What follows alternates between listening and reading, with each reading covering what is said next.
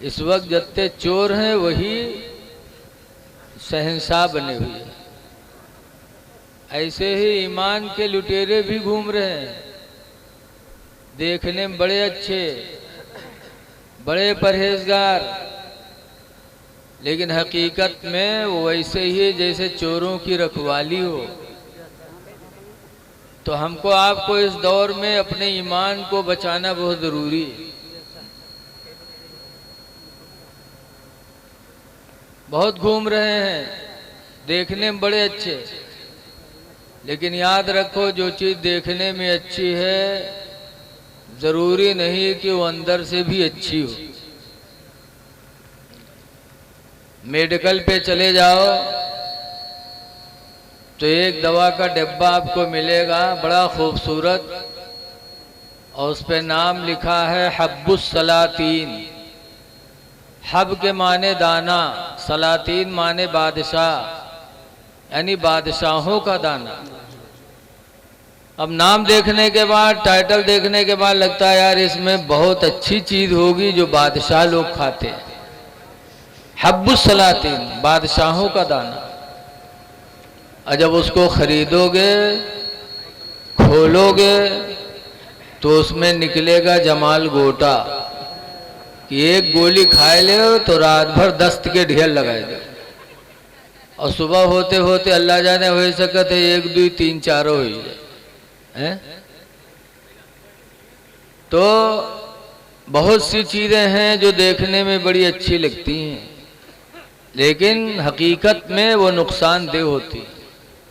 इस वक्त ईमान के लुटेरे बड़े अच्छे अच्छे लिबासों में घूम रहे हैं, नमाज पढ़ते हैं, दाढ़ी देखने में नूरुन अला नूर, लेकिन उनके करीब जाओगे तो ईमान तुम्हारा चला जाएगा। इसीलिए आला हजरत ने फरमाया है कि सूना जंगल रात अंधेरी, छाई बदली काली है, सोने वालों जागत रहियो, चोरों की रखवाली। आँख से काजल साफ चुरा ले, या वो चोर बला के हैं, और तेरी गठरे ताकी है, और तूने नींद निकाली है। इस दौर में ईमान बचाने के लिए बहुत होशियारी की जरूरत है। कुरान करीम में मैंने पढ़ा, अल्लाह ताला फरमाता है, सूरह तगाबुन की एक आयत है,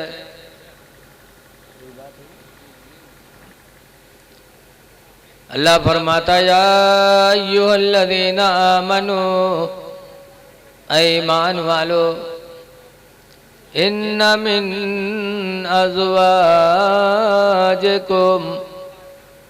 बेशक तुम्हारी बीवियां, व औलादकुम,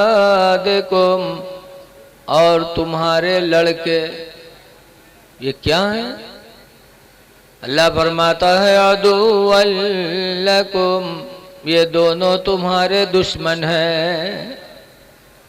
कुरान ने खबरदार कर दिया कि ईमान वालों तुम्हारी बीवियां दुश्मन हैं, तुम्हारी औलादें दुश्मन हैं, इन दुश्मनों से तुम होशियार रहना। बीवी के चक्कर में आज आदमी पढ़कर कहां से कहां चला जाता। इसीलिए हुजूर ने फरमाया मा तरक्तु मिन बादे फितना,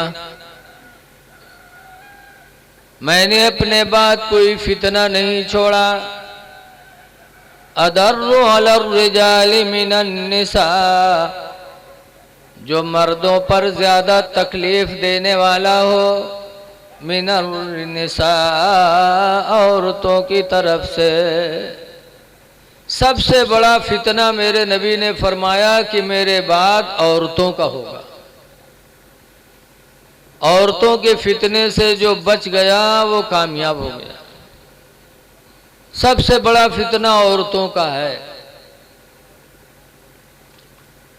जब तक नौजवान की शादी नहीं होगी तब तक तो अब्बा अब्बा, अम्मी अम्मी, और जहाँ फूल जहाँ घर में आई 2 महीना बीता कि काने में फूकिन, ये बुढ़िया बुढ़वक पीछे कब तक लाग रही है।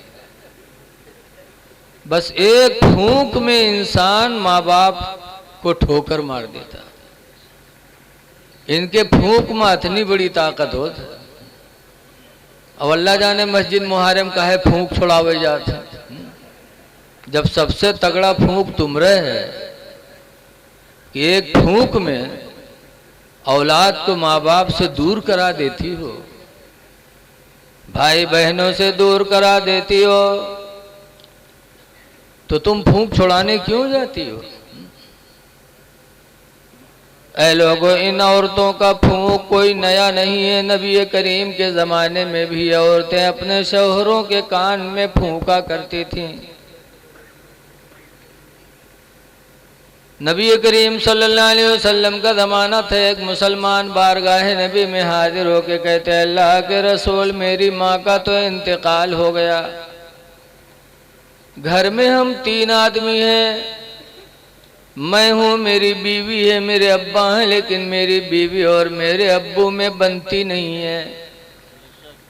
अब्बा कहते हैं कि बीवी को तलाक दे दे, और बीवी कहते हैं कि बाप से अलग रहे। या रसूल अल्लाह, मैं बीवी का कहाँ मानूं कि अपने बाप का कहाँ मानूं। आज का नौजवान तो फौरन बीवी के बात पर फैसला करता, लेकिन रसूलुल्लाह के ज़माने के मुसलमान फैसला करते थे तो अपने नबी के फरमान पे करते थे। जब बारगाह नबी में मसला पूछा कि क्या करूं, बीवी का कहाँ मानूं कि अब्बा का कहाँ मानूं, तो मेरे नबी ने जवाब दिया था, इन्ना बन अबवाबुल जन्ना, बेशक बाप जन्नत का दरवाजा है, बेशक बाप दरवाजा है। फ़इन शीता खुज़हा, तो अगर तू जन्नत को लेना चाहता है तो जन्नत ले ले, बीवी को तलाक दे दे, बाप का कहा मान जा। और फिर आगे सरकार ने फरमाया, वइन शीता दैया, और अगर जन्नत को खोना चाहता है तो बीवी का कहा मान जा, बाप को ठोकर मार दे, बाप से दूर हो जा। अल्लाह के रसूल ने दोनों रास्ता बताया।